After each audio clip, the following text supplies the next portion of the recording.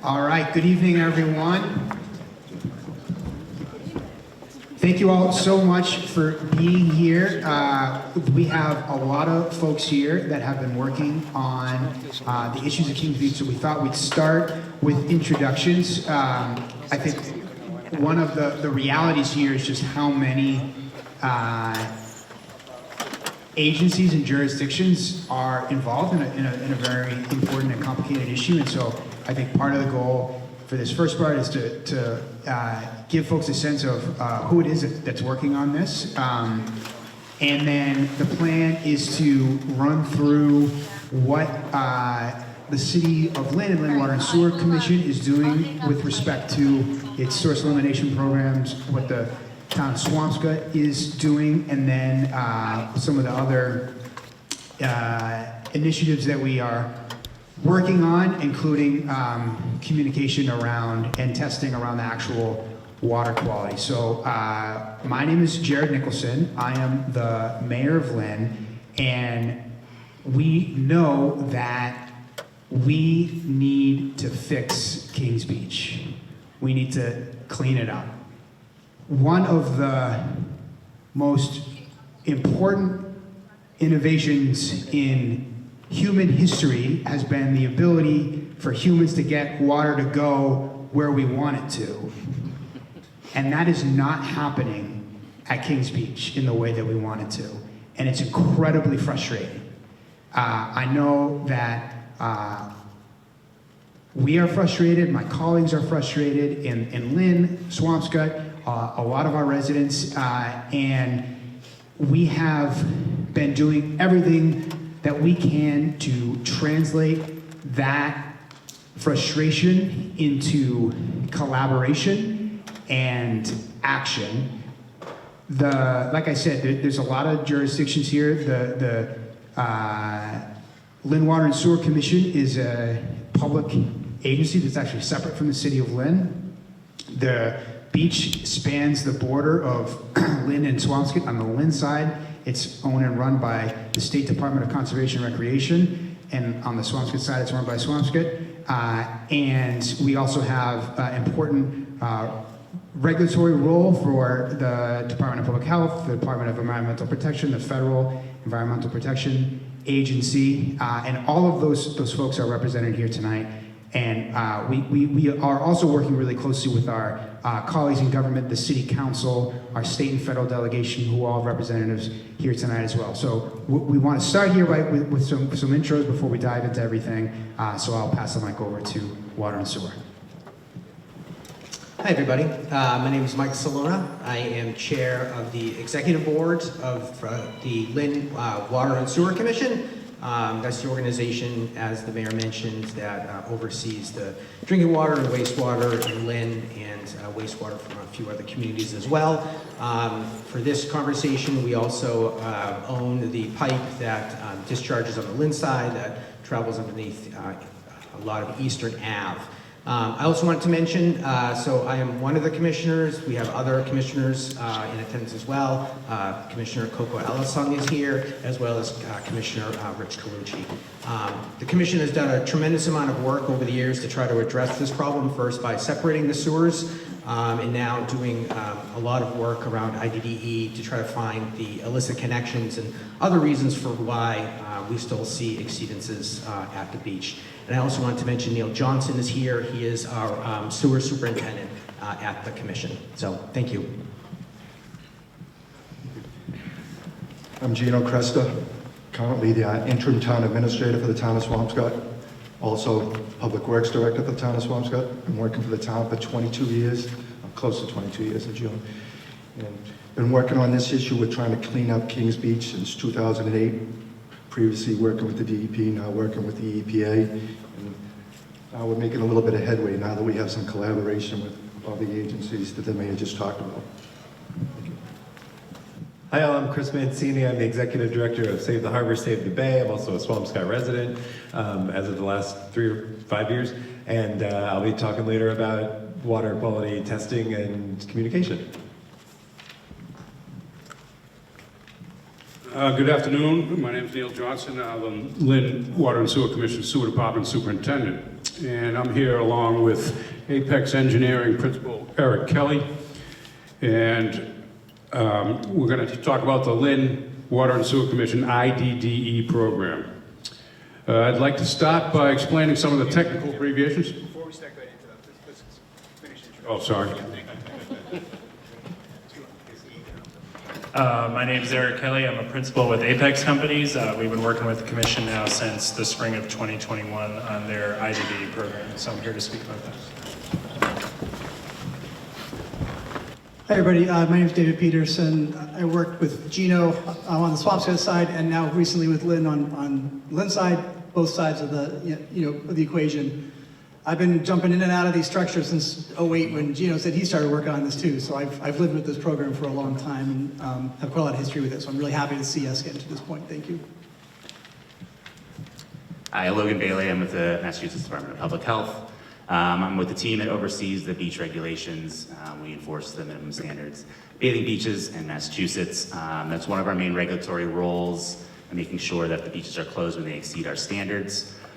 Another one of our roles is to communicate this information to the public. So we have a beach data dashboard that's going to be new and improved for this year. Last year, it only updated it twice daily. We're switching that to an hourly update from 8 to 6. So all the residents of Lynn and Swampscott should be able to see a result on our website within an hour of the lab reporting it into our system. So we're hoping that will just, as all this great work is being done, making sure the public is aware as soon as possible of this information. Thanks.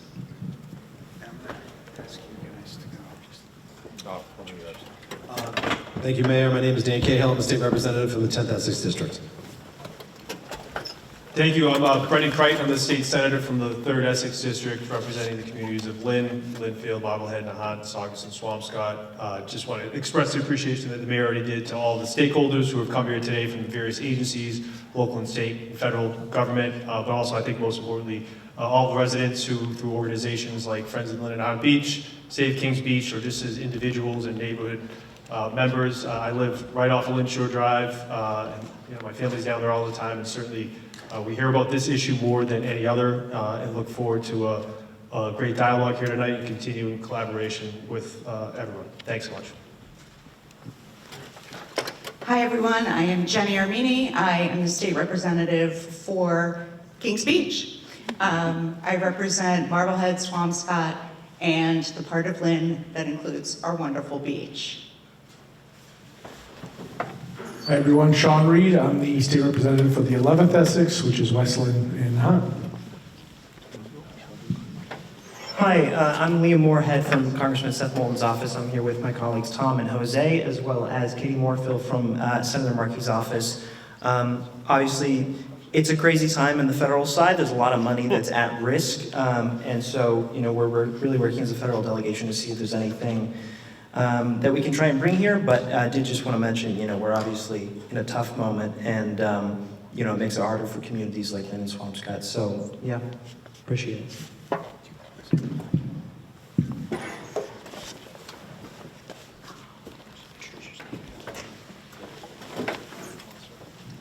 Thanks. Hi everybody, I'm Eric Worrell. I'm the Regional Director of Mass DEP's Northeast Region. I'm here with Susie King, who's the Wastewater Section Chief. And we've been working with the City of Lynn and the Town of Swampscott for many years on CSO control work, illicit connection removal, and certainly been working hard with the city and the town for the last, couple of years, trying to find out interim solutions for Kings Beach while the longer-term control work is being done. So thanks for having us. Good evening. I'm Susan Hamilton. I'm the Assistant Deputy Commissioner for State Park Operations for DCR, Department of Conservation and Recreation, and we manage Kings Beach. And I'm here with Cindy Walton from our Government Affairs Office. So we're happy to be here and continue to participate in this conversation. Hi, good evening. I'm James John with the Federal Environmental Protection Agency, and I'm here with Sandro Slade from my office. And along with the state, we've been working with both Lynn and Swampscott for many years on the source elimination work, and I'm glad to be here tonight. Thank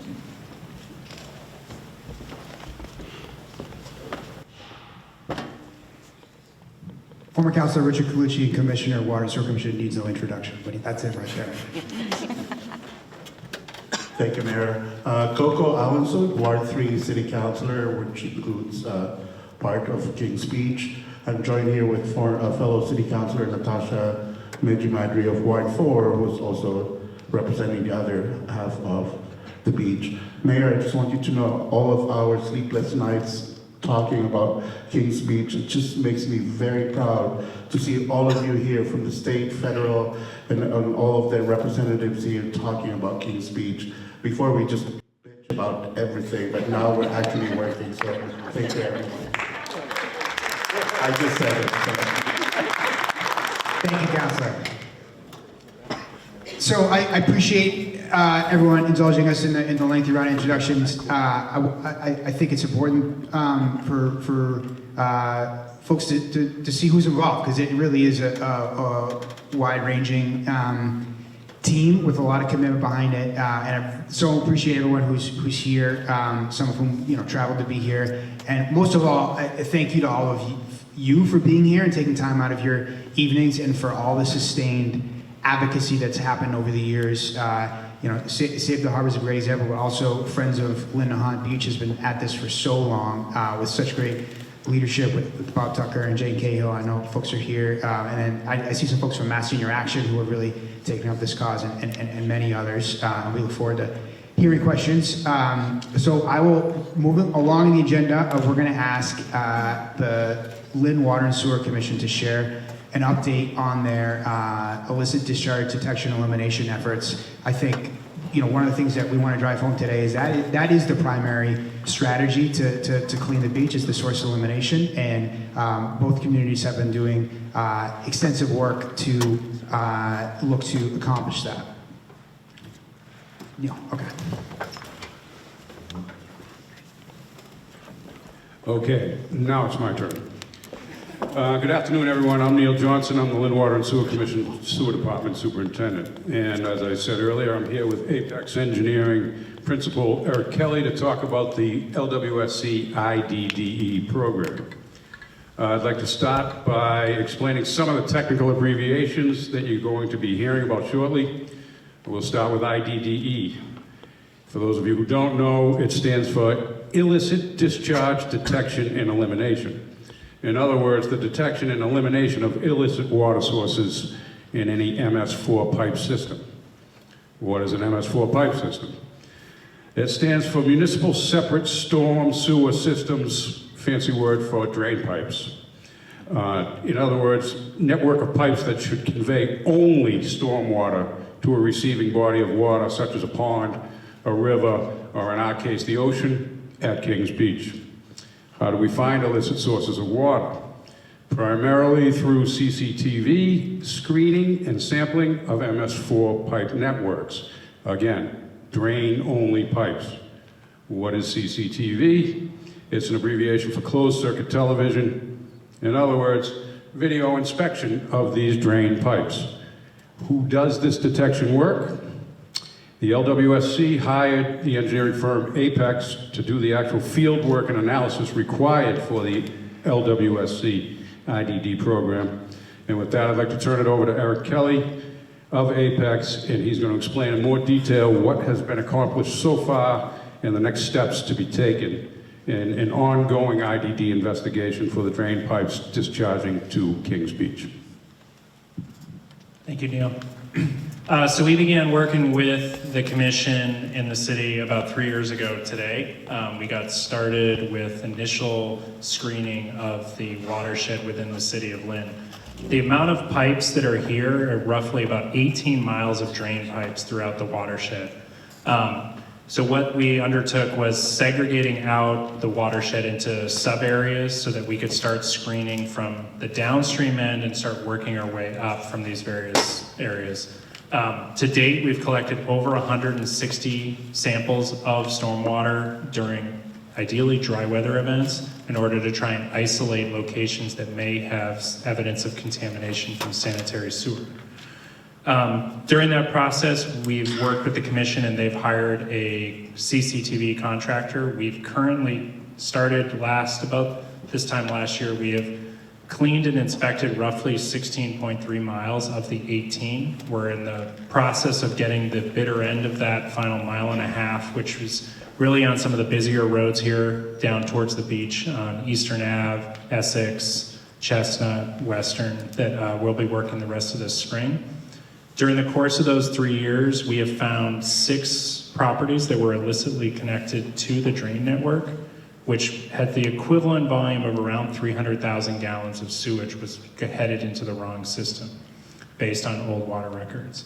So we're still in the process of screening and TVing and cleaning all the pipes to try and find additional illicits. As Neil said, this is like a legacy project. IDD continues on into the future as part of the commission and the city's MS4 permit. So this is a living program. They'll keep screening from now until basically the end of their permitted life. So we keep looking and searching because you're always looking for kind of a needle in the haystack.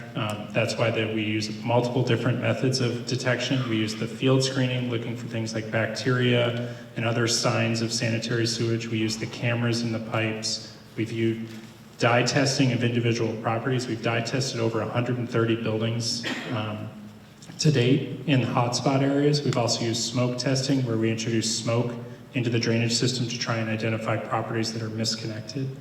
All those are our tools available to us, and those are continually to be deployed this year.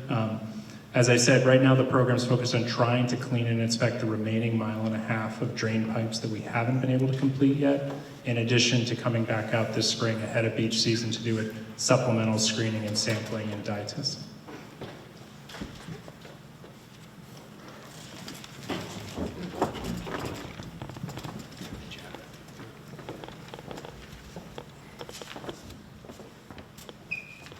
Great, thank you so much, Neil and Eric. I want to just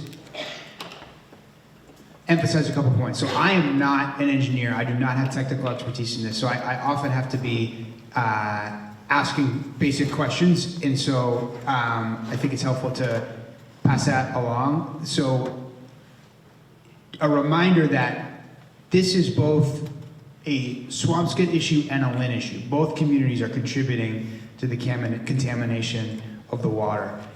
But it's different issues in each community. In Lynn, the system was originally built as a combined sewer drainage system. And the sewer and drainage system were separated in the 90s and 2000s, like $100 million project. So this was a big effort. So the pipes are relatively new. So the issue in Lynn is connections that may have been missed during that separation. That's like the illicit discharge issue. And then in Swampscott, it's a separate issue, and we're going to do Swampscott IDD in a minute. But it's different, and I'll let them explain it for themselves.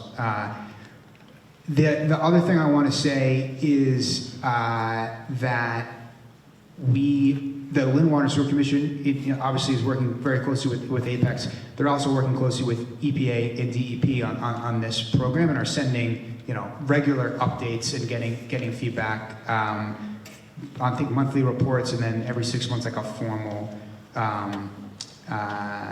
report as required under a consent decree to do this work.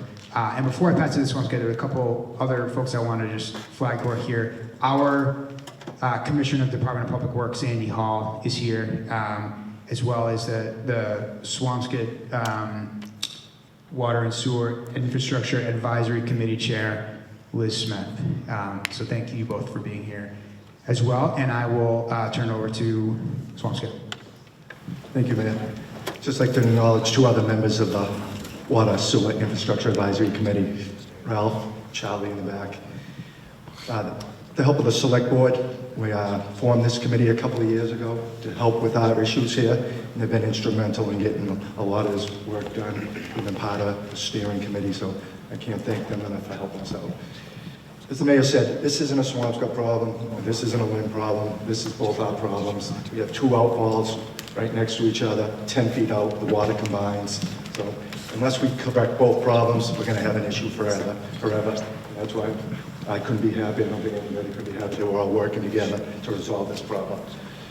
That being said, back in 2015, I was issued a consent decree from the EPA, and the basis for that consent decree was to remove non-stormwater discharges to the drainage system. So we knew we had an issue.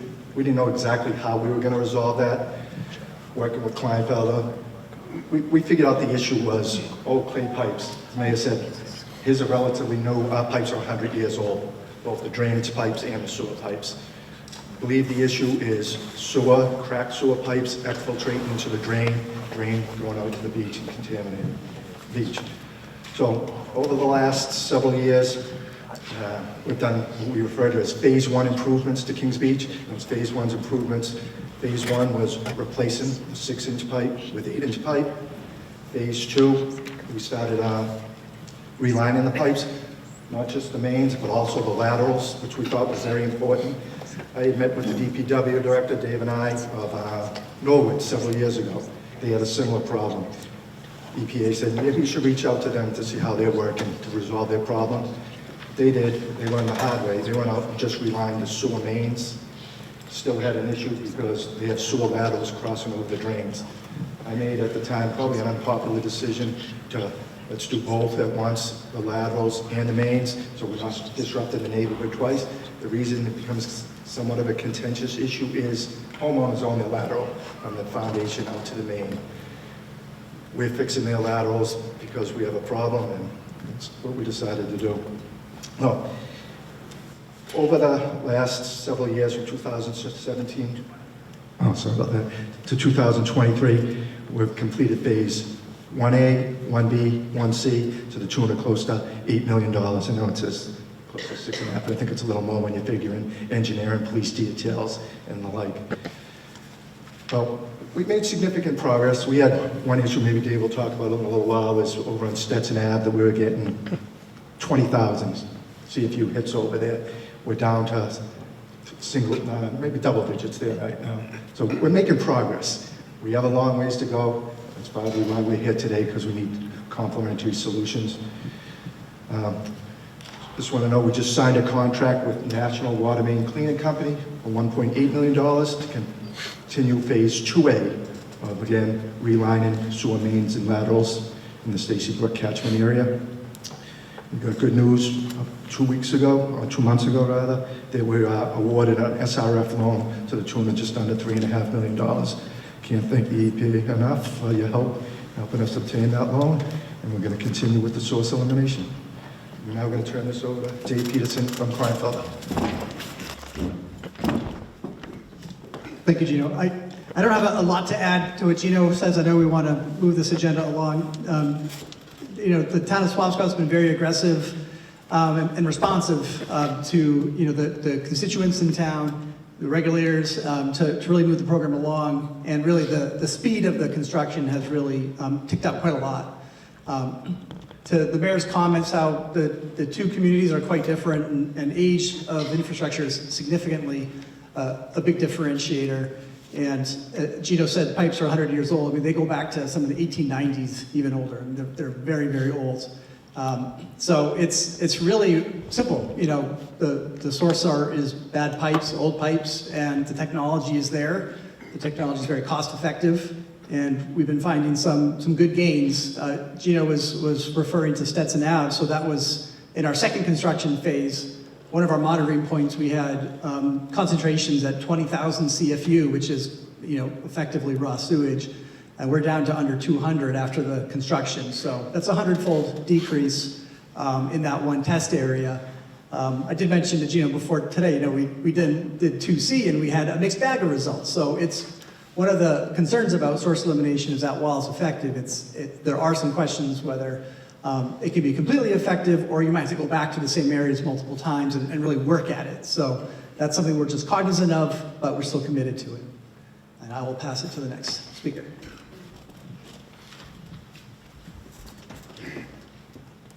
We have a separate mic for the live stream, so that's what this is. So yeah, the next section we're going to talk a little bit about the other complementary solutions that we've been exploring. I want to make a couple more points about the IDE. One,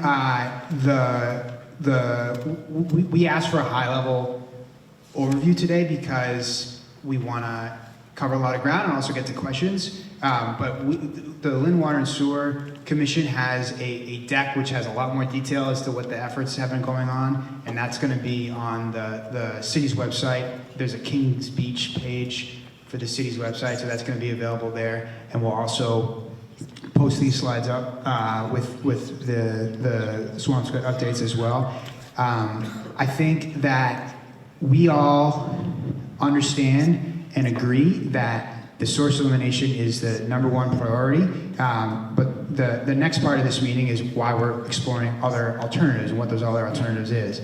And the reasoning for that is one, the timeline. So you saw that Swampscott has a calendar to continue with its phases of its IDE program, which is terrific. We're really glad to see that. And it's going to take some time, we know, for Swampscott to do that. And so that's the timing for that. But also on the Lynn side, there is no set timeline because as Eric mentioned, the illicit discharge detection and elimination, it's cyclical. It's going to be ongoing always. The efforts with the closed circuit television to try to identify illicit connections, the testing, the smoke and the dye and the sampling, that is all capturing data for a point in time. So if there is an issue and it's not actively running at that point in time when it's tested by whatever those means, then we don't see it, and therefore we can't remove it. As soon as we find an issue, we remove it, we correct it, and that's happened with 6 of these connections over the last year or so. But that, when we say it's ongoing, once we do the 21 miles of evaluation to try to find an issue, then we'll start again and do it again. And so that's like an indefinite amount of time. On top of that, we're talking about what's flowing through the pipes, and there is just contamination that enters the system due to the fact that there are lots of people and animals here, and that can be fertilizer, it can be dog waste, it can be whatever could enter the system that would be a problem. It's a dense area of the Commonwealth, and there's a natural brook that's running underneath Eastern Ave that's bringing all that waste out to the beach. And we want to swim in healthy water, so we're glad that we're testing it and capturing that. But that's part of what we're capturing, and so that raises the need to, in the meantime, while we're trying to get the source elimination to happen, to explore these complementary alternatives. By the way, we've tried to take steps to address that kind of runoff as well, the contamination. The DCR and the Lynn Water and Sewer Commission, and I believe Swampscott Well has increased the frequency of cleaning the drains down by the outfalls, and we've added containerized trash to all our parks. Those Lynn residents hopefully have seen, but that helps as well. And we'll continue to do whatever we can to try to prevent the issue from entering the water stream at all. But that for us to have confidence that that's going to happen, we would not have a clean beach in an acceptable amount of time. For us to be able to swim in this beach the way we all think we should be able to, we need to be looking at these complementary solutions. So that was the premise of a study that Kleinfelder had done starting in 2022 that wrapped in early 2023, and they evaluated these different alternatives of complementary solutions. So I want to let Kleinfelder say a couple words about that study. And again, he's going to be very high level, but the full report will be on the website.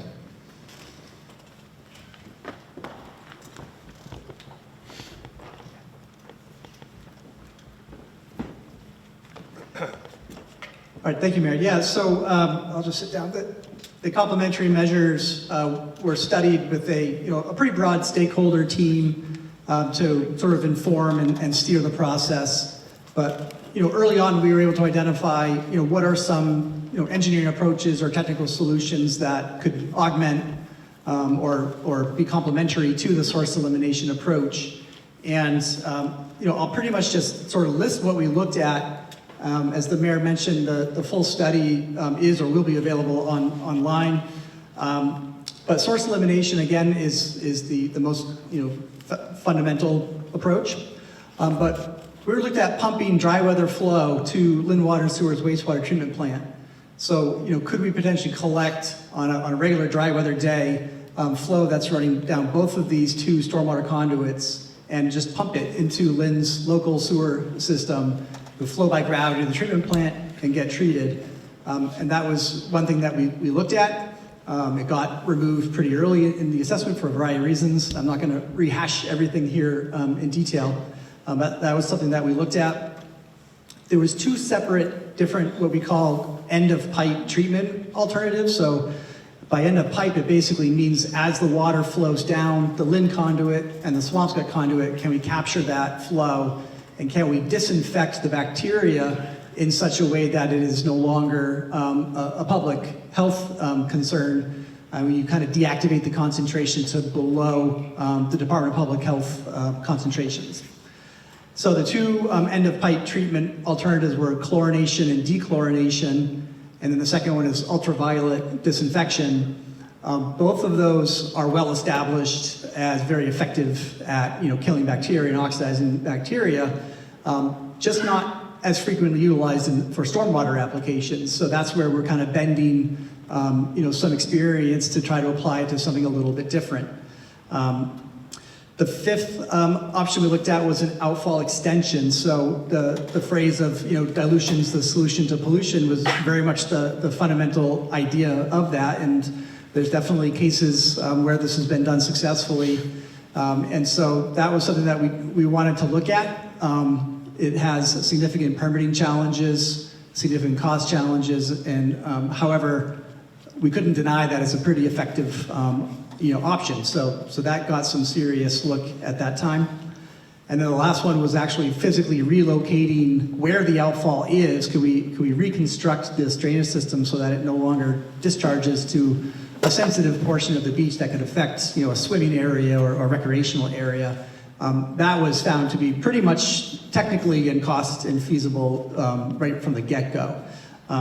So the slide that's shown now is sort of the end product of a kind of a decision matrix that it's a stacked bar chart. Every color represents a different kind of element of the decision process. And what we found, after eliminating pumping to the Lynn Water and Sewer Treatment Plant and eliminating the movement of the outfall, if you compare the UV disinfection, the chlorination and dechlor disinfection, and then the outfall extension, we found at that time that UV treatment had a little bit more of a leg up in the other two. However, if you access the study, you'll see that all three of these were still considered to be viable, on the table, worth additional exploration. So that's sort of the outcome of that particular study from 2023. And then this group presented today has really been looking at those ever since, with maybe a bit more focus recently on UV. So that's, I think, on the agenda for later as well. And I think that covers that at a high level. Yeah, and after having started that report, the additional technology was brought to us, and this is something that Chris has been spearheading in terms of exploring, so I'll let him. I'm so excited to be here. I think it was 5th grade was the last time I was in a room where everybody was so excited to talk about poop. So thank you all for being here. The only thing I'm going to say about ozone nanobubbles tonight, and I'm sure Eric and Susie are going to be so relieved to hear me say this, is that it's an emerging technology. It seems really exciting. There's so many hurdles it has to go through, and I've been trying to drag it through. And I really want to thank DEP, Susie and Eric, and Kristen Divers, who's not here, for humoring me throughout this. But the most recent decision I kind of made was to, after your very thorough responses to what amounted to a not very well organized presentation by the people who were kind of proposing this technology. Again, I think it's got a lot of promise, but I've gone back to these folks and I said, you know what? You all have to do more of the heavy lifting. You gotta get this stuff up to snuff. You've got to talk to the people at the EPA and the regions you're working in and figure out how to get this approved by the EPA, because I think it could be great, but we're just stuck with not being able to do it right now because there's too many unanswered questions, and the presentation of the data is not very thorough. So that's all I'm going to say about it now. I'm happy to talk about ozone nanobubbles, which, when I say it out loud, still sounds like something from the Marvel Cinematic Universe to me. Whenever you guys get really frustrated with me or you're so tired of it, you can just blame Representative Reed, because he's the one who brought it to me in the first place and said, why don't you talk to these people? It's going to be great. I'm still a fan. Yeah, no, me too. All right, so that's all I'm going to say about ozone for now. We should do that through your rules, my stuff. Seriously.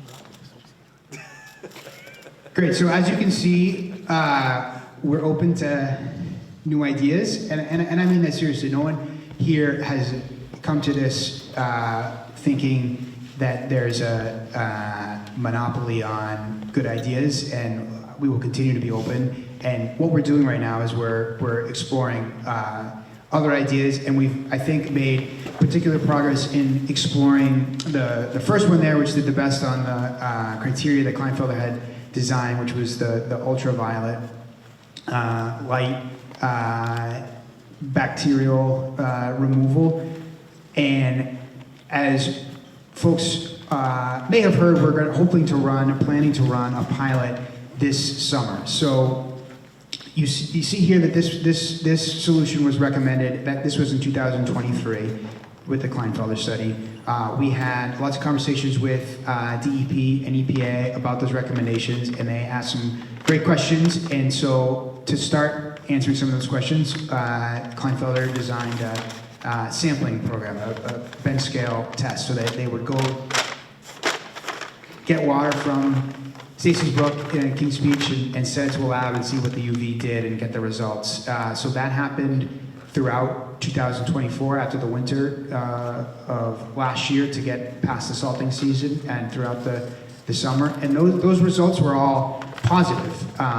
And so the next step that we saw was an opportunity to just borrow the treatment system from the manufacturer for a summer to run a pilot. And so what we're planning to do this summer is install in the roadway on the intersection of Humphrey and Eastern, the four-way stop there, a temporary UV pilot that will answer a lot more questions that we have about whether this could work, and if it does work, make the beach a lot more swimmable this summer. And so that is the goal and the hope. I think we have a little graphic to show what it would look like. So that's the actual unit, and then this is the layout of the site. And the goal, we've been going through the procurement, design, and planning process with Kleinfelder, and with a whole host of help from Swampscott team members, including the Water and Sewer Infrastructure Advisory Committee and Gino and his team, as well as a lot of different city departments. DPW has been really helpful, the Inspection Services Department, Lynn Water and Sewer Commission, and then our typical helpers in the law department and procurement. And we're trying to move quickly so we catch the speed season, and the plan is for this to be up and running in by Memorial Day, and it would run through the summer through Labor Day.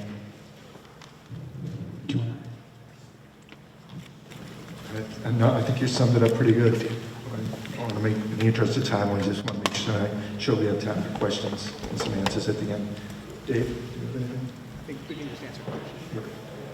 Yeah, and I want to, we're going to talk a little bit about the testing and communication to residents in a minute, but I want to emphasize that the pilot is not a long-term decision or commitment. There's still questions we need to answer, and then including about the location of a permanent facility, if it were to work, as well as funding. And there's questions we want to ask ourselves about that efficacy as well. And so that is the goal of the pilot, is to be able to answer some of those questions. And there's still going to be a lot of work to do, even if the answers to those questions are positive. So we want to talk a little bit about what's happening around the testing and communication. Thank you. Feel free to correct me in real time, Susan or Logan, if I get anything wrong. But first off, does anyone know what a pirate's favorite letter is? R. See, that's a common misconception. A lot of people think it's R, but a pirate's true love is the sea. And we also love the sea, which is why we're all here. It's why we test the water on a daily or weekly basis, so we can understand if the general health of our beaches. And Save the Harbor has been doing that with the data from the DCR and the Department of Public Health for the last, I don't even know, before I was even here, 15 or 20 years. That's what really helped us make the point that we have some pretty bad beaches early on. It helped us make that case so that we could rally around it and get the water cleaned up. It helped us get the pipes off of South Boston's beaches. They're now some of the cleanest urban beaches in the country. And we continue to do this daily and weekly testing. We do daily testing on beaches that are less clean, have more frequency of dirty days. We do weekly testing for the beaches that we know are performing well, beaches like Carson Beach and M Street Beach in South Boston, Nantasket Beach in Hull, for example. Kings Beach, obviously tested daily, as we know. Sorry, go back one.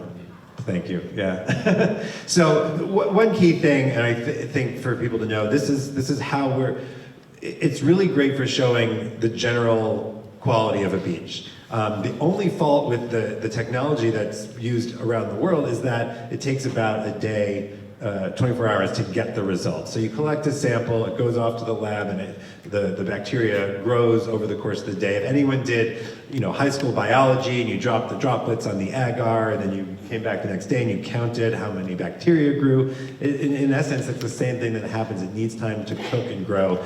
And you've heard people use the term, the unit term CFU, stands for colony forming units. Each of those little dots is a colony, right? So how many units do we have in that sample to see if the water's clean or not that day? And the marine number for whether it's swimmable is 104 colony forming units. So those test results are always indicative of the test result that was on the day it was collected. So as we've said around the office, if you see a red flag up, which is we have blue flags up on DCR beaches for when their test results are clean, and red flags for when they're dirty or unsafe. But if you see a red flag, it means that you shouldn't go swimming yesterday, because there's just not a different system for it. There's not a different way to do it, and that's the system we're working with right now. So we know those, but it is a good guide. And I really encourage people, you can go to the next slide, throughout the summer to use the Department of Public Health's interactive beach dashboard. It's a fairly long web address. The best way I've found to get to it is to Google DPH Beach Interactive. That gets the top result. Maybe, Logan, we can get one of those, we can buy like a catchy .com, and it can forward or something, so we can say, go to, can I swim, or .com or something? I don't know. Tell it to our IT team. Yeah, we'll workshop that. So a couple years ago, we did, kind of an assessment of the data to see how accurate the flags were. And again, the only time a red flag is accurate is if you have 2 rainy days in a row. And this basically explains why that happens. So for a single day event, you collect the sample here, and it's blue, so it was a clean day, you've had a sunny day, you collect the sample, the blue flag is up, then it rains, right? Now the water's dirty because it had over a half or over an inch of rain. This is for all beaches, I'm not speaking specifically about Kings Beach. You collect that sample. Meanwhile, the blue flag stays up, that sample comes back, and now you put the red flag up while you're collecting another sample in clean water because we have a 9 to 12 foot tide. It flushes that out on a pretty regular basis for most beaches. So the good news, if you want to call it that, up on Kings Beach is that the red flags are often right because of Stacy's Brook. And you heard Dave say the phrase dry weather flow. Some people, I think I've been asked, like, why is this such a problem in Lynn and Swampscott? This is actually a problem everywhere. In an urban area with a sewer system on a coast, you are gonna have contamination at some point. If there is pipes on the beach. The difference in Lynn and Swampscott is that dry weather flow. The fact that it's Stacy's Brook carrying things out on an ongoing basis. That's why we get so many closed beach days at Kings Beach, which is why we're spending so much time looking into this, trying to look at concerted IDDE and sewer repair work, and why we're also looking at complementary solutions with the goal of getting that beach clean and open so that we can use it as our residents, all of us can use it without having to worry about or think about this too hard. So for the short term, the general guidance that I like to offer, the way I kind of decide whether I will be swimming in the beach is, well, for Kings Beach, I'm never gonna swim there, basically. Maybe if I'm really pushed, I'll go to the end by Red Rock Park if I know it hasn't rained for 2 or 3 days. But in general, you probably don't wanna swim there because we have years of data showing just really regular contamination there. You do get a couple clean days, but you just don't know when they're gonna come. I used to say, go over to Nahant.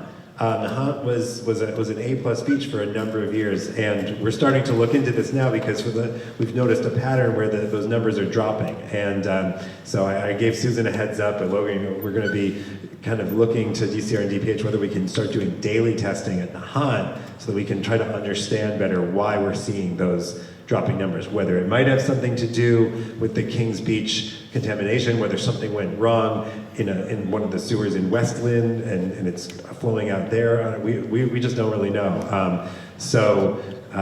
Yeah, the south end of Nahant is actually still really good most days. So I recommend anyone go swimming at the southern end of Nahant pretty much any time, unless it's literally just rained.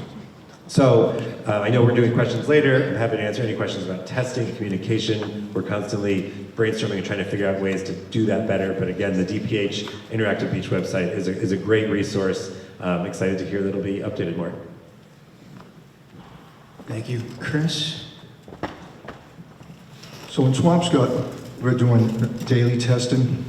Couldn't have done it without the assistance of our Water Sewer Infrastructure Advisory Committee, plus 3 interns. Primarily, we're testing on Fisherman's Beach, because that's where we run our recreation programs. We sample occasionally over at Kings Beach, and we recently just purchased $40,000 worth of equipment. It actually arrived today. Be happy to hear that. And the goal is to at least test for E. coli on Kings Beach on a regular basis.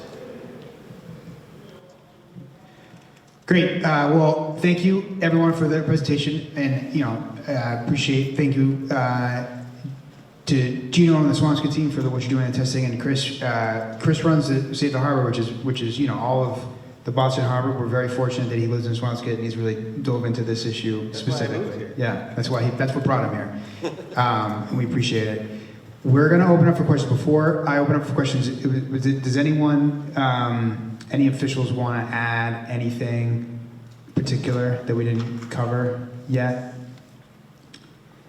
All right, so we're going to ask folks to line up behind this standing microphone, which we hope will be close enough to this microphone here so the folks online can hear, and we will do our best to answer questions.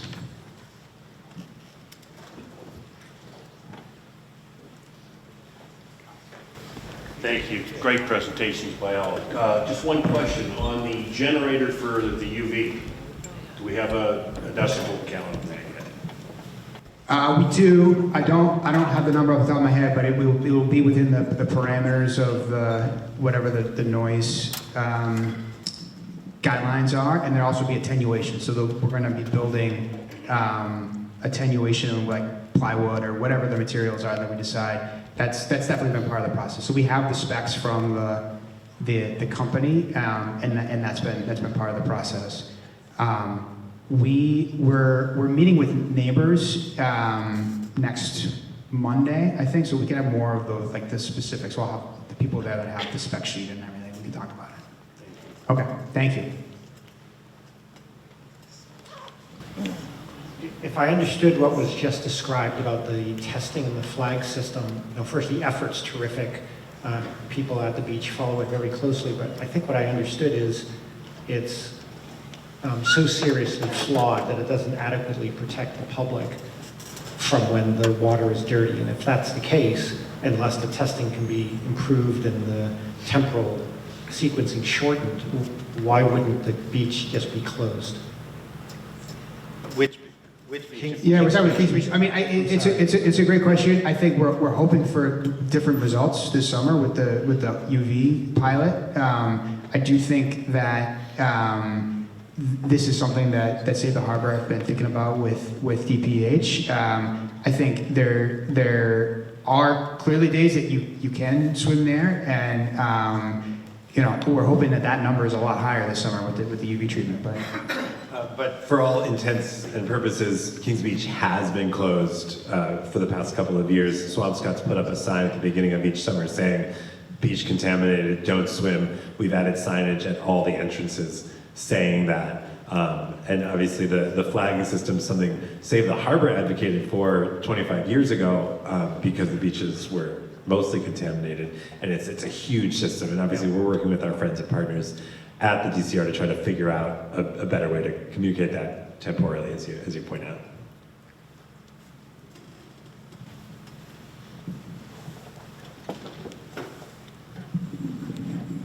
Hello.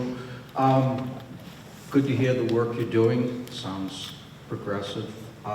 One additional thing to consider in the water distribution systems that run parallel to your storm and sewer, if you've got a water leak, that might undermine your storm and your sewer lines, and those voids will create a crack and a leak, and you're going to have storm water flowing into your sewer, which you'll measure it as increased flow during storms, or you'll have sewer going into your storm, which is bacteria on your beach. So I didn't see that on the radar. Maybe you have that data available. You might be measuring how much water goes out. You might be measuring how much sewer water is received. You can click a mouse and stack up that data. You're going to see a different daytime flow, nighttime, weekend flow, COVID flow. And you're going to be able to stack those numbers up and say, okay, the first Wednesday and the last Tuesday of the year is your year of data. And those lines should run fairly in parallel with one another. Look at it and see if the numbers tell you a story. Hire an intern from Nahat, Swampscott, Lynn, Salem State, North Shore Community College, Northeastern, and put them on it and say, this is your summer project. Go crunch some numbers, look at it, and do things with it. I'm also a proponent of some of the potential, not the 3 recommended, but I've been throwing numbers around or ideas around for oysters offshore that can consume and filter what makes it past your 3 preferred or whatever options you elect to do. There are people doing that. New York City, the Billion Oyster Project for the last decade, and it's something to look at and people to talk to. But anyway, that's my part. Anyway. Thank you so much. Thank you. And if anyone has a particular response, fire me down. Okay. Thank you so much. Vic Rosen, 10 Kings Beach, Lynn. Just want to get like a clarification. The pollutants, is the main source coming out of the dry weather flow? Also the first flush? Or is it so diluted during wet weather that that's not the real issue? Because it's going to impact what the treatment is. And typically, when I think of UV, for example, it's usually part of the treatment plan, train. where you've got some filtration or some other treatment before, because it's very hard to utilize that method when the turbidity of the stormwater coming through is varying so much. So the effectiveness of that can vary without that sort of pre-treatment before it hits that particular thing. The other thing, I'm just wondering how much you looked at other areas. I know along the Great Lakes, they use a lot of high rate treatment for their CSOs. This isn't a CSO, but it's a similar issue where it's contaminating beaches and waterways. I know in Ontario, Ohio, Michigan, they've been looking at that issue quite a bit. So just curious if you looked at some of the options on high rate treatment. Thank you.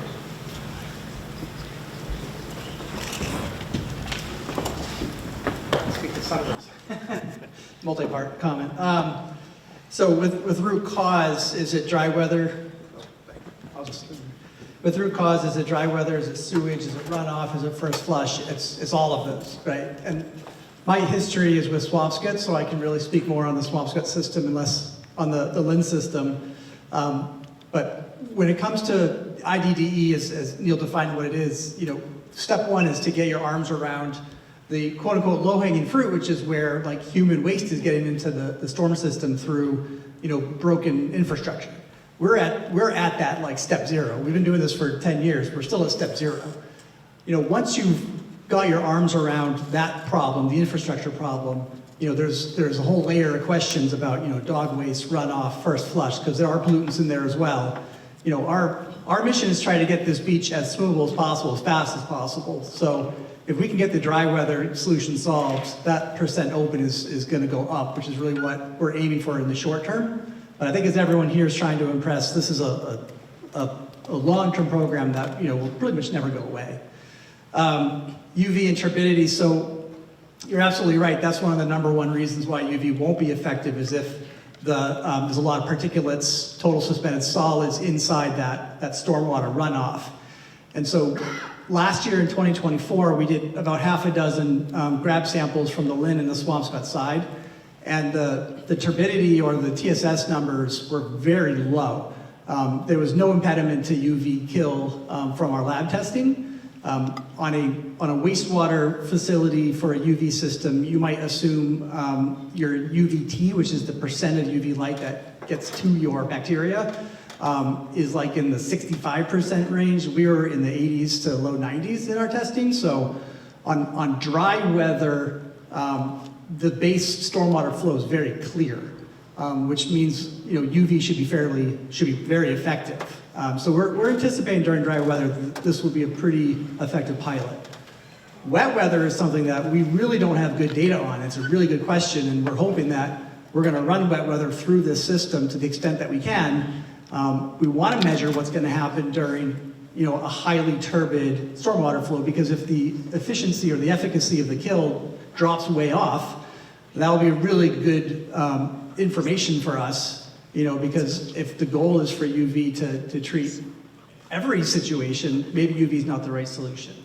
If UV is just there for dry weather, then maybe UV is okay. So we're trying to answer some questions with the pilot. In terms of CSO and high rate, no, we did not look explicitly at that, and that's definitely a good point. I mean, typically you need a lot of space to store and treat, but that's the point well taken. I mean, you can look at this as maybe a CSO, although it's really a stormwater issue. But there are things you can borrow from that.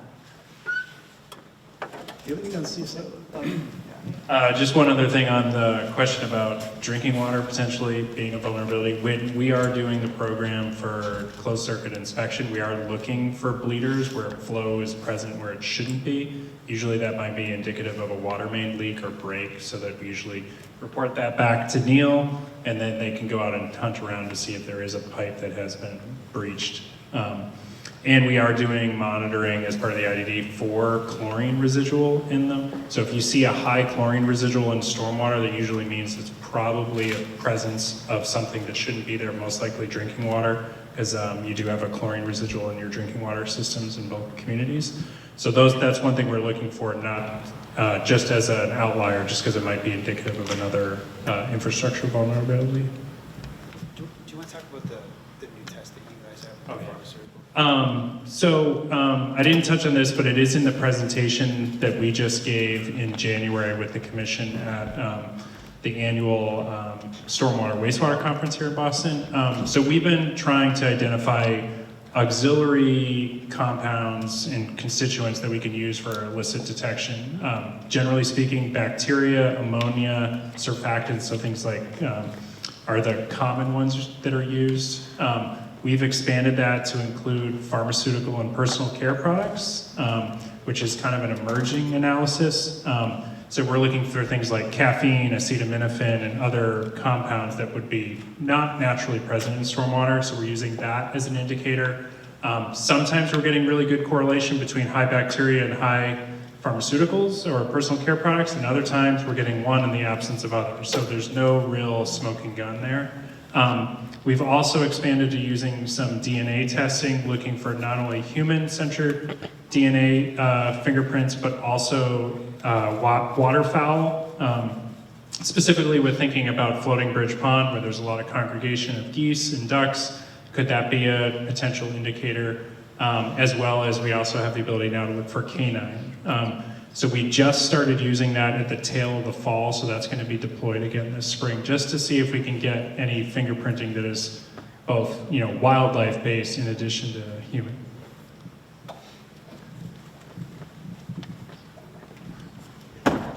Hi, I'm. Oh.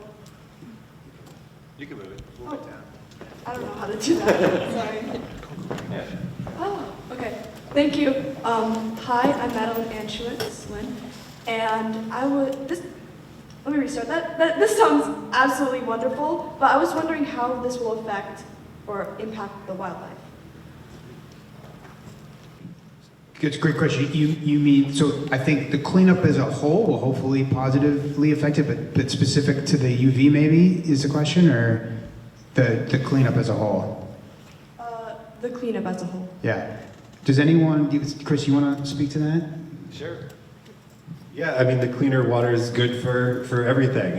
We had if you look at the history of the Boston Harbor cleanup in the 60s, 70s, and 80s, the New England Aquarium used to have a window that looked right out into, there was a shopping cart in there. And the one thing there was a lot of was lobsters, because they love eating the bottom feeding kind of critters. So, but yeah, the cleanup is good for all wildlife. And we saw humpback whales in the harbor. The marine mammals have come back. So yeah, right now, I'm going to speak personally, consider this more of a human health threat, because it's not so dramatic that it's like a dead zone out there. But yeah, having less human waste and bacteria in the water column is going to improve in general for all the wildlife.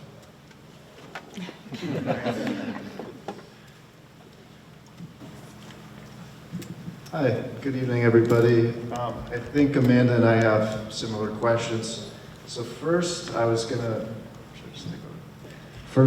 ask if you can confirm if the UV treatment will be with a diesel generator. Yes.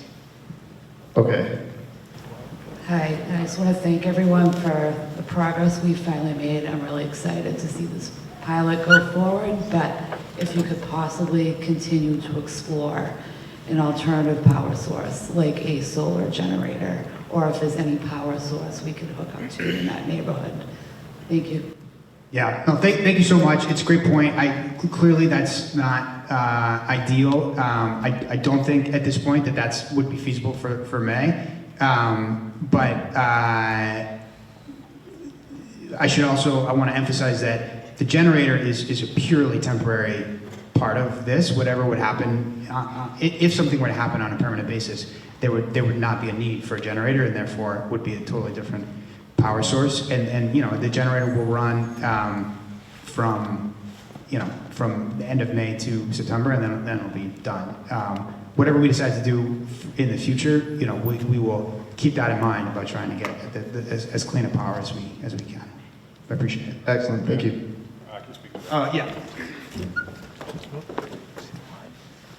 So as everyone probably knows, the Water and Sewer Commission is in a very large sewer separation project going on, and we are all over Bennett Street, where they have numerous generators set up right beside a 200-gallon oil tank, and these things are running 8 to 12 hours a day, and I've stood right beside them. They are insulated. They're really not much louder than a running car or a truck. Hopefully that can alleviate everyone's concerns. It's not going to be as loud as, say, a diesel-powered pump, which I've also stood next to. The generators are fairly quiet.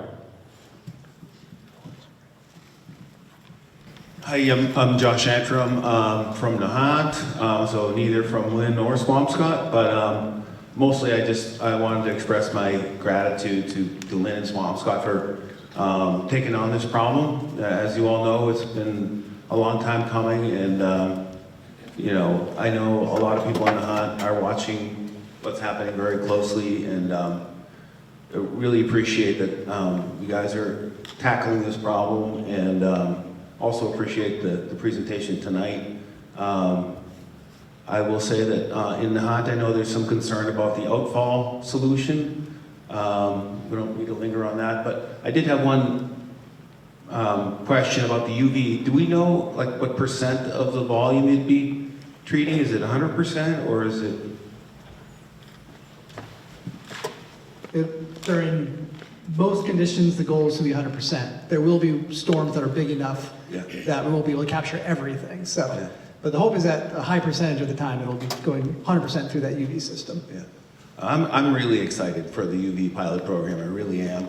I have a home in New Hampshire. My dug well is about that deep, and it's in a cow pasture.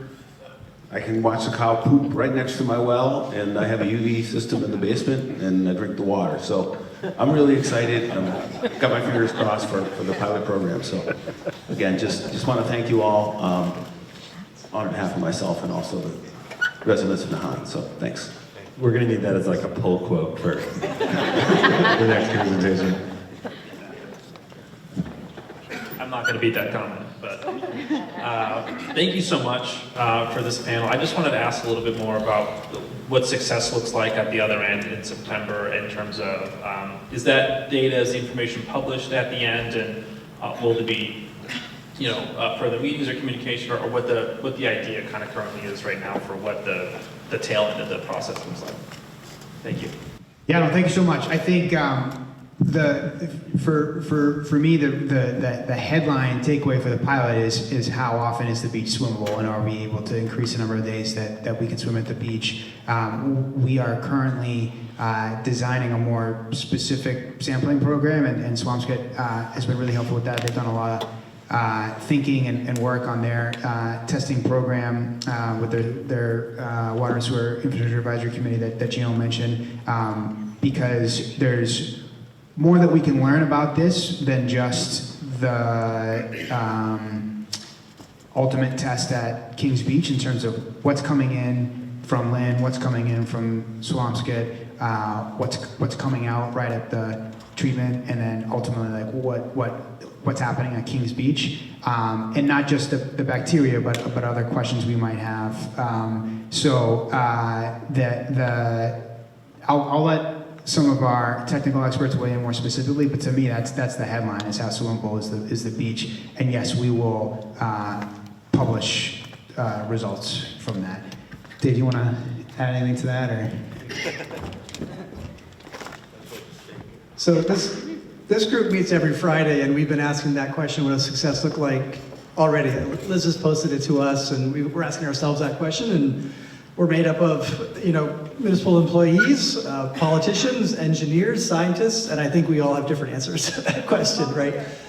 So as an engineer, I'm interested in like the technology, you know, but I fully recognize that, you know, the number of beach days open is like a huge part of this, right? We really want this to be successful from that respect.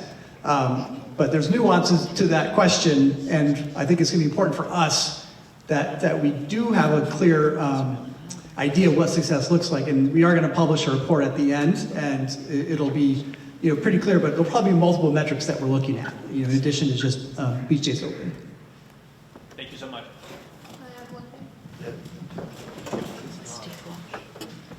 I just want to add too that the goal is to have the ongoing test results posted for the public over the course of the summer. So it's not like you have to wait until the end of the summer to get information. It should be coming on a consistent basis so that we can kind of see what's happening in real time. Great point. Good evening, everybody. Andrea Moore, founder of Save King's Beach. I'm here with a bunch of other members of our group. And first of all, just wanted to say thank you. When we started this organization, it was really about information gathering, and I think that this meeting tonight is really, truly an example of what we have been wishing for a long time. So I just want to say thank you. Obviously, the community is responding, and they care about this issue. So thank you very much. I wanted to go back to Mayor Nicholson's point about the inputs going into the system, because I agree. I think that fixing the pipes alone is not going to be sufficient. And so what we have been wondering as a group for the last 6 or 8 months is, how do we analyze what the inputs are, where they're coming from? Because we know that urban runoff is a real issue going into this. And if we want to make this successful in the long run, we really truly need to stop guessing about where and what those inputs are, and instead really tackle an understanding of what those things are, change laws, change ordinances, enforce certain things that are perhaps not being enforced at this point. But I really feel like we are just beginning to scratch the surface of what this is, and Lynn has done millions of dollars of work to try to, ameliorate their pipes, and there are still going to be issues. So I think that would be my sort of next push in this is, what can we do to start to begin start to understand the entire ecosystem and not just the piece of this that's the pipes. The second thing I wanted to say is, we saw what good over-collection of data did last year at Fisherman's Beach. We had a hunch that there was an issue, and thanks to the Water and Sewer Infrastructure Advisory Committee and a bunch of volunteers and the Board of Health in Swampscott, we really could see a very clear picture of what the issue is at Fisherman's Beach. So I wonder how we can take those lessons that we learned last year as a town and apply them to this much more difficult and comprehensive situation. And one thing I would suggest in terms of that data collection would be to test the outlets regularly that are flowing into Kings Beach, not just Stacy's Brook, right, but also like the little outlets that are along the seawall, because I don't think we have a lot of information on what's going on there. And if we're talking about urban runoff, we should, to me, be looking at the runoff that is happening directly onto the beach through those outlets, because that might be a piece of the puzzle that, again, we don't quite fully understand. The last thing I'll say is, I think that this UV pilot has been very controversial, right? Even amongst our own leadership, we disagreed about this project, and I think that that's representative of the whole community. So one question I would have is, what kind, but to be clear, we want to see this be successful in some way, whether it's we learned and we're doing something else, or we learned and we're implementing, or some other outcome. But I think as a community, because we have built up so much pressure on this project, I would hate to see it not go the way that we all wish it would. And so I would push this group of, this whole community to ask ourselves, what can we do? What additional or side things can we do to ensure that at the end of the UV pilot, everyone feels like it was a success in some way, right? How do we ensure that nobody feels disgruntled or divided or anything like that, and we feel like at the end of this, we high-fived, even if the project itself isn't the success we want it to be. Sorry, that was a lot. Thank you. Can you pass that? No, thank you so much, and thanks for all the work from the Safe Kings Beach group. We appreciate it. On your first point, I think the advances in testing that Eric from APEC mentioned about getting much more granular data with the pharmaceutical products, the the different species DNA. I think I think it's very much in line with what you were talking about. So we're absolutely thrilled that's going to be happening, and it has started to happen, and we look forward to getting that data. And absolutely understand that there's always going to be a range of opinions, and we absolutely want to make space for that, and are happy to hear everyone out, and I think that we only get to better solutions when folks are able to ask questions and ask uncomfortable questions, and also to disagree, and I'm comfortable with that. I know my colleagues are. I think that ultimately we still need to try to get to a decision, and that is going to be certainly a work in progress. It's something we work through. But at the same time, like you said, even if whatever your incoming view of a particular step, if we're all operating in the spirit of collaboration and the spirit of inquiry, right? Like if anybody had an obvious answer, that's what we would do. And so if that's where we're operating from, then it absolutely will be a success, and that we will get that data, and that's certainly the goal. So thank you. Okay. And last thing is, can we get an answer on the testing the outlets to gather more data from those? Or if that isn't already available, I'd love to have access to it.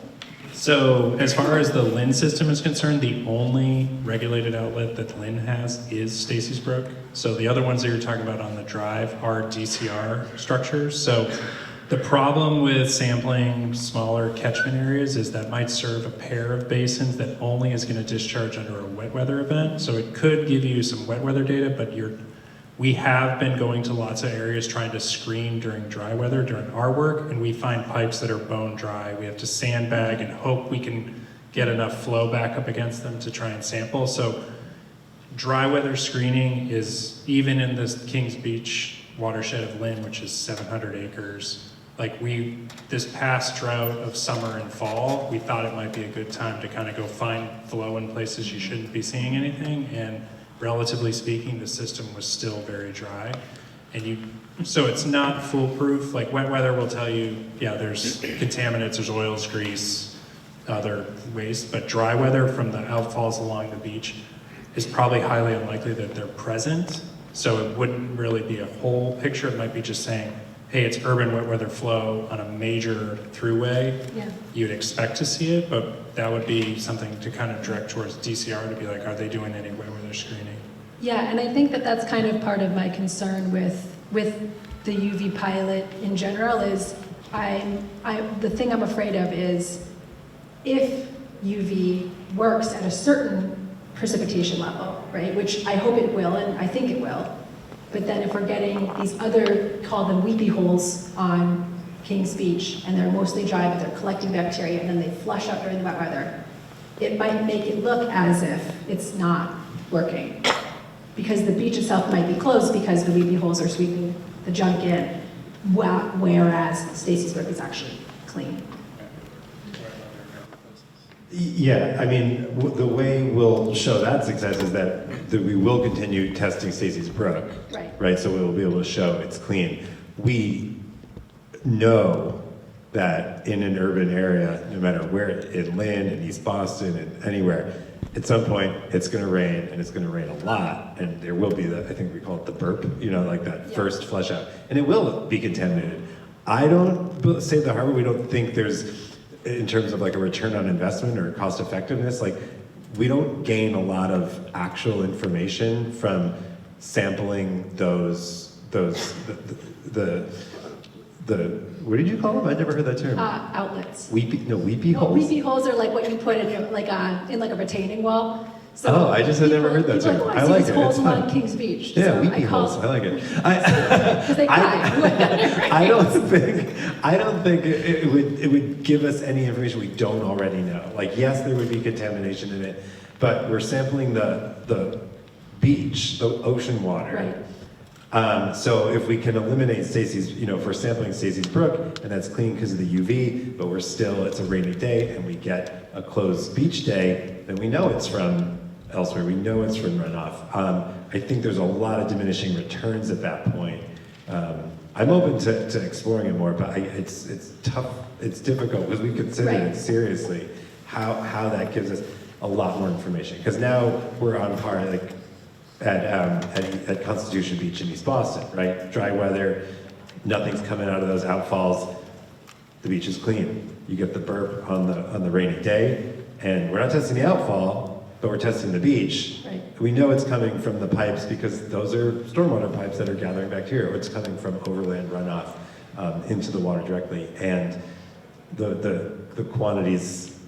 I don't want to minimize it and be like, oh, let's just forget about it. But we also know we have the tidal surge, and it's gonna be 24 hours, and then it's gonna be processed by the ecosystem. But I think that that's kind of my point with the ecosystem here, right? Is we are so dead focused on Stacy's Brook, and maybe that's the smoking gun, but it might not be, and then we're going to kind of end up in another situation. You know what I mean? I wonder if there's just more thought that we need to put around these other components in addition to what we're doing at Stacy's Brook. Yeah, thank you so much. Hi, my name is Gargi Cooper. I'm a Swampscott resident. I serve on the Board of Health, and I'm a nurse practitioner. I work at the City of Lynn. So I just wanted to highlight I appreciate this collaboration here. I think it's excellent. One of the things we talk about at the Board of Health is just the signage. I know there's a lot of it. I think, though, we do see a lot of residents, whether Swampscott or Lynn, using Kings Beach, swimming in it. I appreciate the flags. I wonder sometimes if people look at a flag and look at the ocean and says, oh, it's not really rough water, so I can still go in there. I don't know if there's a misinterpretation of what that flag means, but I was hoping that just given the various cultures too that we're representing in Lynn and Swampscott, can we do some more public outreach? Can we do a little bit more public messaging around the fact that the water is not safe, right? We see little kids playing in outfalls even with signage. If you say something, if someone speaks a different language, someone feels that maybe you're targeting them.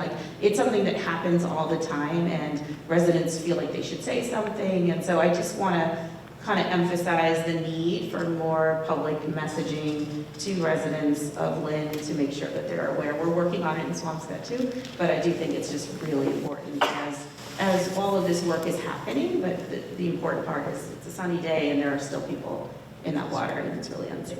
Thank you. Thank you so much. Hi, Eugene Andrews from Swampscott. I missed the beginning of the meeting. Did we address the red algae on the beach? Is that from the runoff, or is that just nature, or what is that about? Is that sometimes a foot thick? Yeah, the algae in that water, even if it's pure as can be. Yeah, one thing we say, you can't really tell the quality of the water by looking at it necessarily, because there's gross stuff in the ocean that's not harmful to people. So the red algae has been present for centuries. There's certainly some correlation. If the bacteria goes up, we know fertilizer makes things grow. So higher bacteria will accelerate the algae. The best information we have is this is a very specific type of algae called Palella algae. It seems to grow in Lynn Harbor, what do we call it, Nahant Bay? And I think in one spot in the Mediterranean. And it smells really bad, it's really goopy and gross. There's a budget line item in the state budget to rake it off the beach once a week, I want to say. Is it daily or weekly, roughly? I'm looking at random people. As needed. But it is a naturally occurring phenomenon that is possibly aggravated by increased bacteria.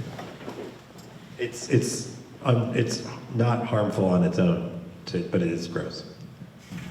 In Swampscott, from Memorial Day to Labor Day, we are raking the beaches 3 days a week to remove the algae. So I'm also right in front of your treatment plant. I live at 2 Humphrey Street. That's right in front of my house. So when I want to enjoy my weather, I can't open my windows because I'm going to hear noise. I might have diesel fumes come in my home. I don't know how I'm supposed to deal with this. I've called both your offices. I haven't got a response. We will absolutely be happy to talk to you. We'll take down your information here. We sent the letter and we had the meeting. I called up and, so what's your response? What is everyone's response? Would you like this in front of your house in the summertime? You can't open your windows, you can hear noise, you can have diesel fumes come in. Yeah, so I do want to address the fumes. So we'll be building it so that to mitigate the fumes. So it'll be Impossible, that's it. yeah. There will be. They could even blow out into the ocean. So if you're on the beach enjoying the beach, diesel fumes are hitting you. It's just. And I'm going to ask. It's better than smelling poop all day. So when we get the poop with bacteria out of it, you're going to swim in poop that has no bacteria in it. Is that a good solution? Yeah, and diesel fumes are carcinogenic. What do you want me to tell my family about that? Yeah, so carcinogens are going on my house, my family. I'm direct number one. Never mind everyone else around me. Mm-hmm. Yeah, so we'll happy to take that information, talk to you. We'll show you what we're doing with the fumes and the noise. Yeah, we have put in efforts for the mitigation. That's what we call mic drop. Cancer. Thank you for being here and for sharing your opinion. We will be happy to work with you to try to explain what's going on. Thank you. Are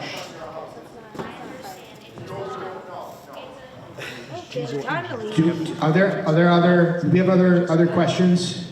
Other questions? I see no. Yeah. I don't have a mic, but I've been at Lynn Beach for 25 years. All you guys, thank you very much. Being on these boards, it's a lot of work. People don't see that. It seems like, though, that from what I hear, this is going to be awesome. It's like, except for this gentleman, I can feel for him. And anybody that's going to have something like that in your face, the value of your home, everything is affected. The fumes, I get it. So he seems to be and a few others are going to be sacrificed through this in a way. Okay, they have to live through it. So I think you guys talking to them is going to be important. You get their number, so on.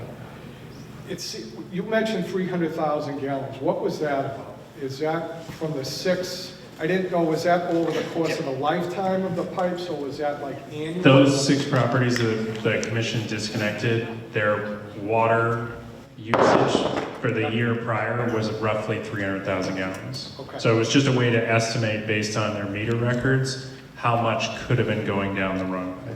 Okay. And if we all had our way, and all the time you guys spend, it does seem like the 2 real solutions that would work would be tying into the water and sewer. And we don't have to get into that. I'm coming into this new. I've been there 20 years. I kind of stay away from all this stuff. I lay in my deck. I still go into water. It's still okay for me. And the other was running it way out. And I don't know, everything is money, right? We're doing these things because everything else is too expensive, and we're trying to do this? Or over time, if we had the money, we took one of those options and just ended this whole thing, and we're done. Because if there's a lot of time that you guys spend, $1 million here, $1 million here, $1 million there, it really adds up.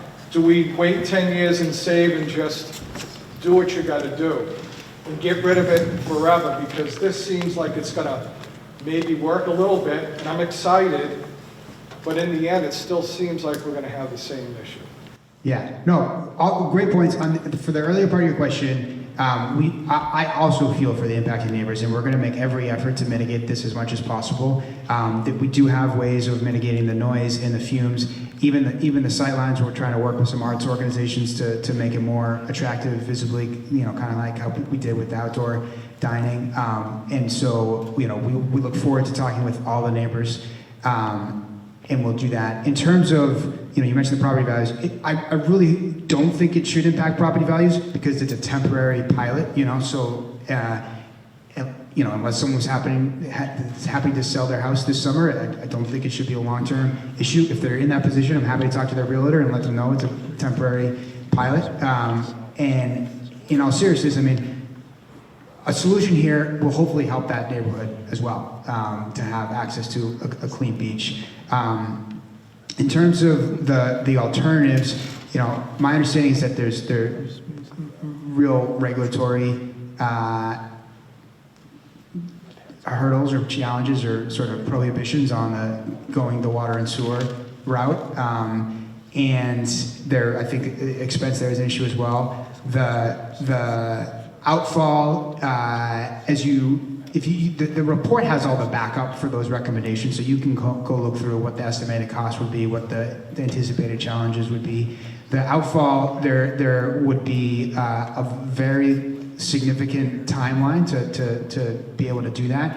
Regulatory questions, as well as the cost would be far more than the ultraviolet, like, you know, I think triple, something like that, the cost. And when I say regulatory issues, I mean, you heard from our neighbor here earlier that there'd be questions from other communities, I think, that they've already expressed strong feelings about it, which is, you know, all to say it's one of the solutions that we evaluate and continue to evaluate, but those are in some of the challenges.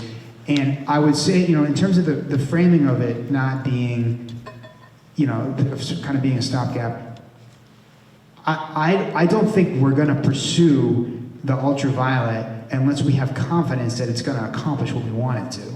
And that's a big goal for this summer, is to figure out if that's the case.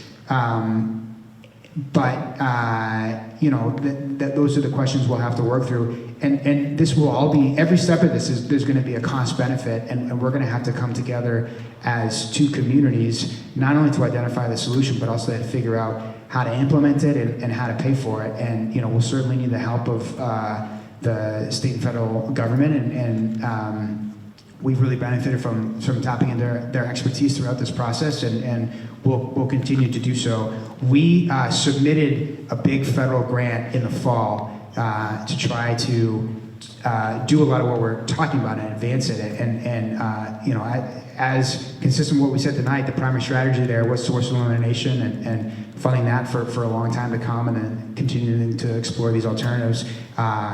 We didn't get the grant despite the best efforts of our legislators, and you know, part of that was the change in administration in DC. But we will continue to look out for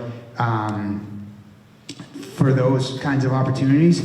And you know, I think one of the reasons why we want to be diligent in designing and executing this pilot, and really throughout this work, is that we're not going to have success getting the solution actually implemented, which means getting it funded, if we're not able to show that it really is going to work. So, thank you. Good evening, everyone. So I live diagonally across the street from Eugene, so I'm kind of in the same boat as he is in terms of that. I did question why you couldn't run power there, you know, if this has been in the planning stages for you know, probably months or 6 months or greater. There's a big power box right in the area there.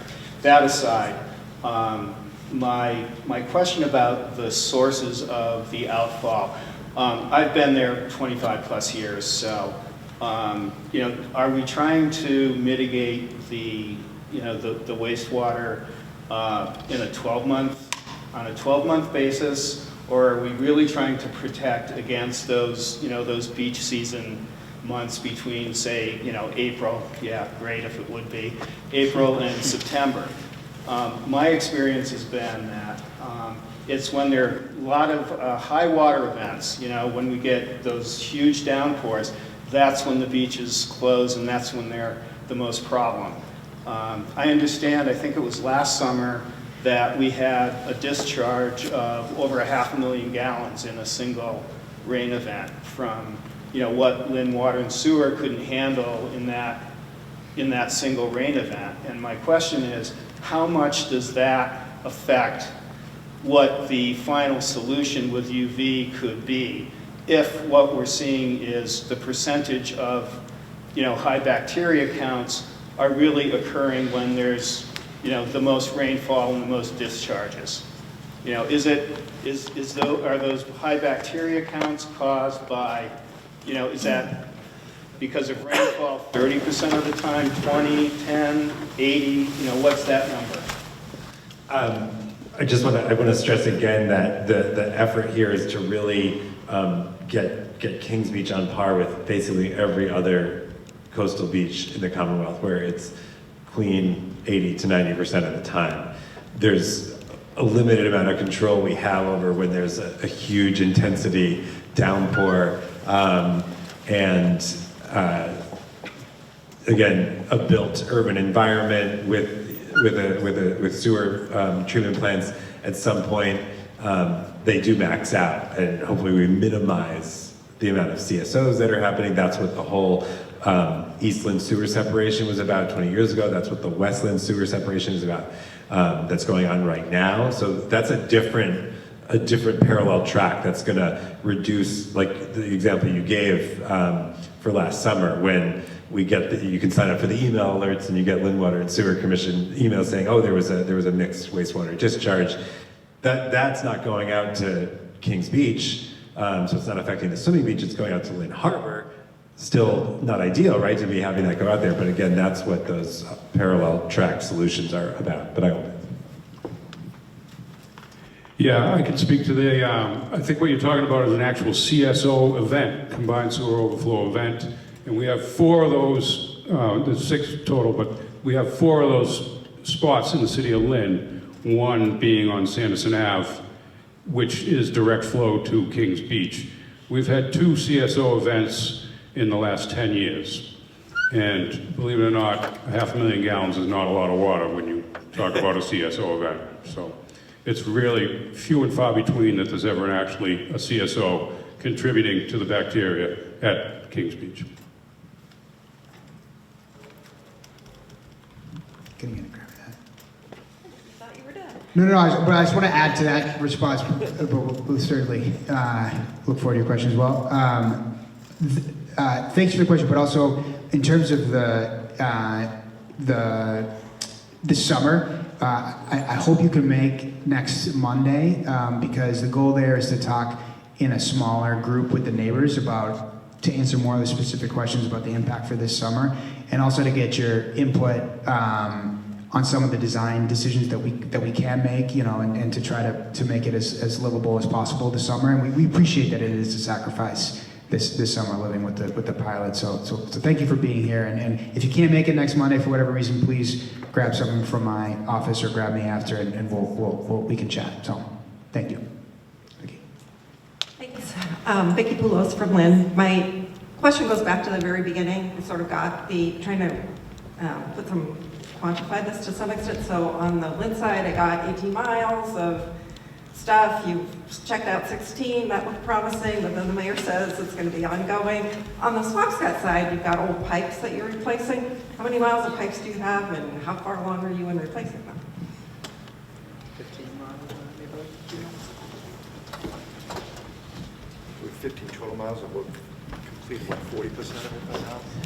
Yeah, so on the Swampscott side, it's a smaller acreage than the Lynn side, but there's about 15 miles roughly of sewer. Phase 1 that Gino talked about is already complete. That's about maybe 40% of that length of pipe. And then phase 2, which is he mentioned we awarded the first phase to National Water Main. That's going to tackle basically the remaining 60%. We're not lining every single pipe. You know, we use water quality testing to identify which pipes are contributing problems, and not every single pipe is a problem. So we do on a neighborhood basis. So we are trying to use data to help us drive where is the need. So that's kind of rough numbers is 15 miles. And just based on that progress to date, and I didn't quite get when it all started on Lynn and Swampscott in terms of the testing and the replacing pipes, are things getting better? Because it seems like they're getting worse. Definitely not getting worse. Yeah, so on the Swampscott side, we do have some monitoring points, and I think I mentioned in phase 1B, we had a 100-fold decrease in bacteria concentration as a direct result of fixing pipes. So that's very encouraging, but that's only 1/6 of the areas that we're looking at. So it's just continuing to look at that. But I think I mentioned we also had a case where we had still a high hit on a certain road, even though we had fixed the whole area, and it was just one of those things where it's like, where is this thing coming from? And we probably rehabbed that in 2018, 2017, in that neighborhood. We're still trying to find it. So it's a lot of work to find it. It's kind of like needle in a haystack, but we know it's there, and so we have to use every investigative technique in our arsenal. So that's sort of what, to the mayor's point, there's always going to be, something that's happening that we have to be vigilant and keep working at it.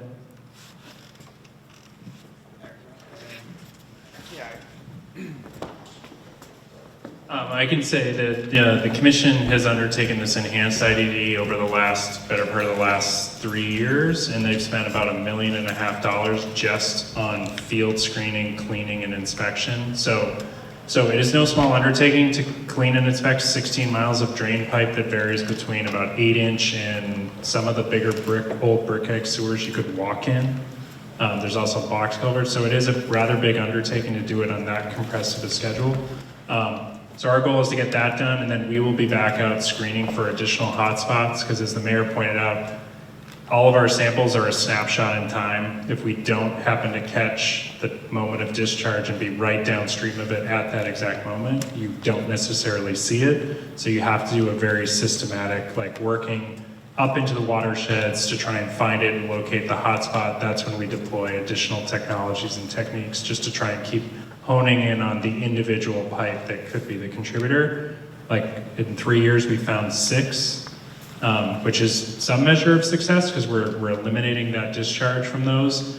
And our hope is that we can keep finding those ones, and it is going to be iterative in moving forward and supporting the UV pilot and things like that. The more we pull out of the system, the less that it would eventually have to get treated. So it is going to be done progressively over years.